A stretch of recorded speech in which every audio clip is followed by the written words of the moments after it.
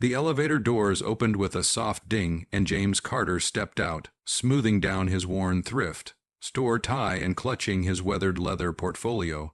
The receptionist glanced up as he approached, flashing a professional smile.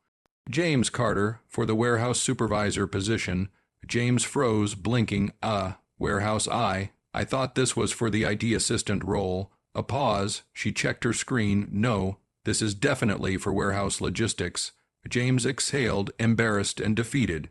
He looked around at the marble floors, the glass walls, and the logo. Olivier and Quinn Technologies, the kind of place he never imagined setting foot in. Not since everything went sideways. He had applied for over 50 jobs in the past 3 months. His savings were gone, the rent was overdue, and all he wanted was to be able to keep his daughter's tiny fingers warm this winter. I'm sorry, James said, stepping back. I must have applied for the wrong job. He turned to leave, heat rising in his cheeks. Mr. Carter, a voice called from behind him. A woman in a sleek navy pantsuit approached, flanked by 2 assistants. Her presence commanded the room, her eyes, sharp yet oddly familiar, locked on him. I'm Camille Quinn, CO. James nodded awkwardly. I'm terribly sorry, ma'am. This was a mistake. I didn't mean to waste your time. But she didn't wave him off. Instead, she said something he never expected. I never forgot what you did that night. James blinked. I'm sorry, she smiled faintly. 5 years ago, Midtown, a rainy October night. There was a crash on 7th Avenue. A car flipped. Most people stood back. But you didn't. You ran straight toward it.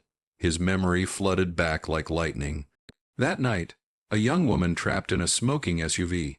He'd kicked open the window, pulled her out before the flames took hold. Paramedics came. He never even got her name. Camille stepped closer, her voice soft now. That was my sister. She made it through because of you. James's throat tightened. He didn't know what to say.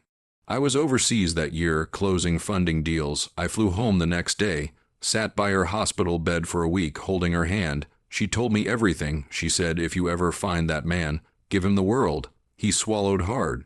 I wasn't looking for anything. I just did what anyone would do. But most people didn't. She said, you did. Camille led him into a sleek corner office. You may have applied for the wrong job, she said, sliding a folder across the desk, but I've got the right one for you. James opened the folder slowly. IT Systems Administrator salary, $87,000.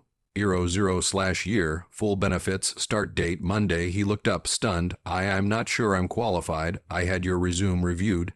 She interrupted gently. Your skills are solid. Your background is impressive and self-taught, no less. You've just been buried under bad luck, but that ends today. Tears welled in James's eyes, uninvited and unchecked. I have a daughter. Her name's Sophie. She's 7. We've been trying so hard. Camille smiled. I hope she likes hot chocolate. We keep a machine in the break room.